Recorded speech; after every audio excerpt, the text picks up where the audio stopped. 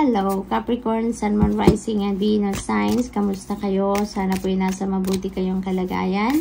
Welcome back po sa Star Tarot. Kung bago kayo dito, welcome din kayo. Thank you sa inyong support. I truly appreciate it. God bless you all po. Unang mensahe ni Capricorn for the week. Well, wow, Capricorn, family wishes come true. Kung ano yung wish ng inyong pamilya ay may katuparan na, no? Or maaring natupad na. For others of you, maaring ito yung wish ninyo para sa inyong pamilya na matutupad na.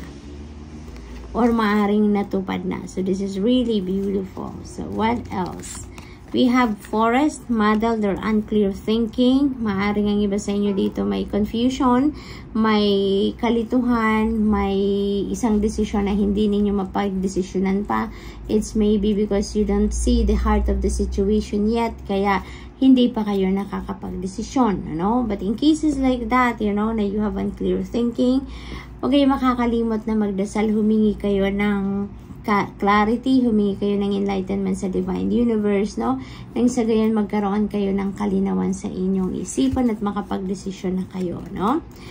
We have the energy of the door. Opportunities are waiting for you. Napakaganda naman. So, maaaring may mga offers dito sa inyo, no? We don't know kung anong klaseng opportunity ito kasi nakasara ang pino. But maybe, no? Merong mga nag-o-offer sa inyo dito ng opportunities and maybe you're still thinking about it. Maaari din na kayo na talagang hinihintay nito, no? Maaring related din ito, no? Yung opportunity na to, maaring related yan dito sila sa isa't isa. Kaya maaring siya then yung dahilan ng hindi ninyo, alam mo yan, yung pagkalito ninyo kung ano ang gagawin ninyo dyan. So, we have illness. Ayan. So, ang iba sa inyo mag-iingat, ha? Kasi maaaring iba sa inyo dito sinisipon, inuubo, or merong respiratory ailment, maaaring gano'n, no? Dahil siguro na rin ito sa fatigue, no? Busy kayo nitong nakaraang Pasko, nakaraang Christmas season, kaya maaaring pagod kayo, kulang kayo sa tulog, kulang sa pahinga, no? So maaaring gano'n. Kaya mag-ingat kayo, take care of yourself, okay? We also have aid. Ayan. Huwag kayong mag-alala, no? Kung kailangan ninyo ngayon ng kahit anumang klaseng tulong, no, help will be available to you.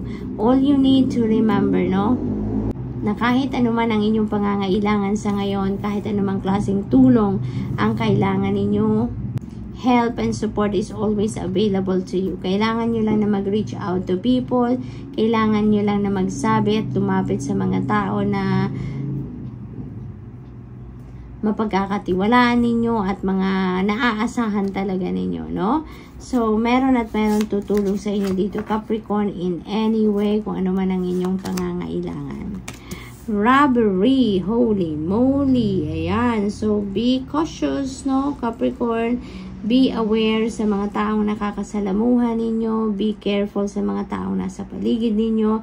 Because maybe may mga tao dyan na low vibration. No? Low vibration people around you. At alam mo yon, naghihintay lang ng pagkakataon na makasalisi sa inyo. Naghihintay lang ng pagkakataon para sabotahe sa inyo, makapanloko sa inyo, makapambudol sa inyo. Kaya be careful, okay? Be extra cautious sa mga valuables ninyo, lalong-lalo na sa mga pera ninyo, yung mga ganon. So, mag-iingat kayo.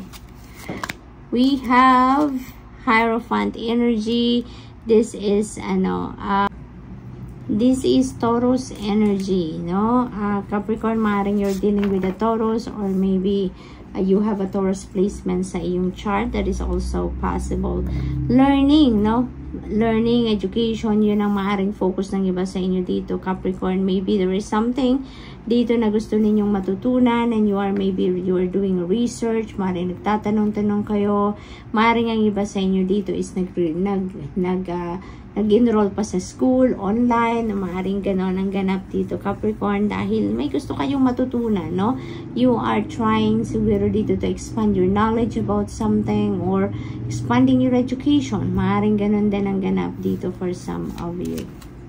This could be marriage as well, no? Maaring meron ding ikakasal sa iba sa inyo dito, Capricorn. Kaya, congrats! The Lover's energy, definitely, maaring meron talaga ditong ikakasal, no? Maaring meron ikakasal. Maaring ang iba sa inyo dito is in the middle of making a decision, no? That is linked to your relationships. Maaring ganun ang ganap. Maari din, if you are single naman, and if you're looking for love, maaring papasok na din kayo ngayon sa isang love connection, sa isang bagong relationship, no? Love and romantic relationship. Kaya good luck sa inyo. Six of Pentacles, generosity energy with the 8 card dito. So definitely you have nothing to fear.